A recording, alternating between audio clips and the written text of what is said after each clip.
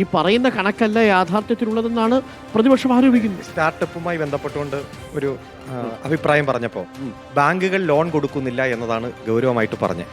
ഇപ്പോൾ ചൂരൽമല മുണ്ടക്കൈ ഹൈക്കോടതി ഒരു 10 തവണയെങ്കിലും പറഞ്ഞു ഡിസാസ്റ്റർ മാനേജ്മെന്റ് ആക്ടിലെ സെക്ഷൻ 13 പ്രകാരം സെൻട്രൽ ആക്ട് ഇരിക്കുകയാണ്. അതുകൊണ്ട് ഇത്രയും വലിയ ദുരന്തം ഇന്ത്യ കണ്ടിട്ടുള്ള ഏറ്റവും വലിയ ദുരന്തത്തിൽ ഒന്ന്, ആ ദുരന്തത്തിൽ ഒന്ന് ഒഴിവാക്കി കൊടുക്കണം എന്ന് പറഞ്ഞു. എന്നിട്ട് ഒഴിവാക്കിയോ? ഇപ്പൊ കേരളത്തിലെ ഗവൺമെന്റ് ഇന്നലെ പ്രഖ്യാപിച്ചില്ലേ, ഞങ്ങൾ ആ മുഴുവൻ കടവും കേരള ബാങ്ക് നേരത്തെ പ്രഖ്യാപിച്ചിരുന്നത് മുഴുവൻ ബാങ്കുകൾ ലോൺ കൊടുക്കാത്തത് സ്റ്റാർട്ടപ്പുമായി ബന്ധപ്പെട്ടുള്ള ഗവൺമെന്റിന്റെ പോളിസിയുമായി ബന്ധപ്പെട്ടാണോ?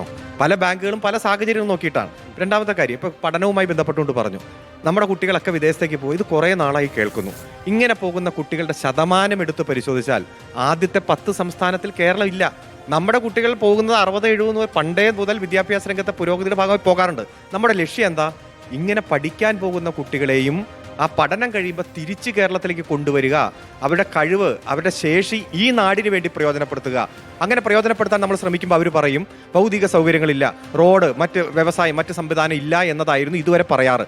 പക്ഷേ വിദേശത്ത് അവർ ഇരുന്നാൽ കിട്ടുന്ന ജോലി, ചെയ്താൽ കിട്ടുന്ന ഏണിംഗ്, അത് കേരളത്തിൽ ഇരുന്ന് ആർജിക്കാൻ കഴിയുന്ന തരത്തിലേക്ക് ഇവിടെ ഭൗതിക സൗകര്യങ്ങൾ മാറ്റാൻ കഴിഞ്ഞ 10 വർഷമായി ശ്രമിക്കുകയാണ്.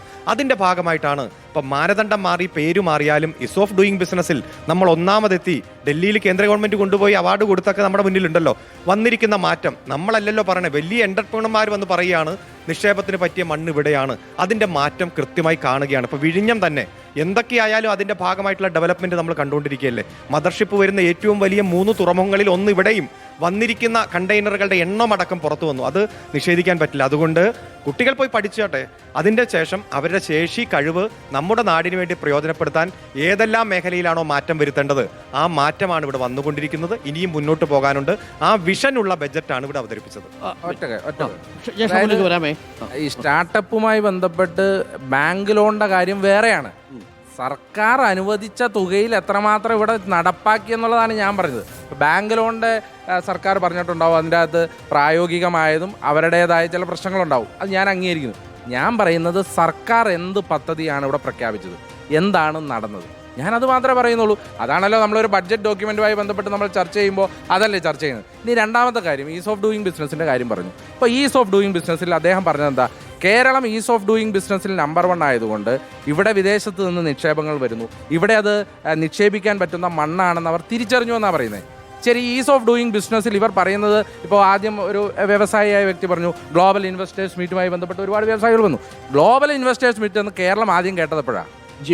2005 അന്ന് എന്താ നടന്നേ? ഗ്ലോബൽ ഇൻവെസ്റ്റേഴ്സ് മീറ്റിന് വേണ്ടി കൊച്ചി വിമാനത്താവളത്തിൽ വന്ന വ്യവസായികളുടെ മേലിട്ട് കരിയോയിൽ ഒഴിച്ചതല്ലേ ഈസ് ഓഫ് ഡൂയിങ് ബിസിനസ്സിൽ നമ്മൾ പിറകിൽ പോകാൻ കാരണം?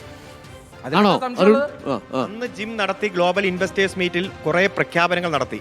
അതിന്റെ പരസ്യത്തിന് വേണ്ടി അന്നത്തെ കാലത്ത് 12,000 കോടി രൂപ മുടക്കി.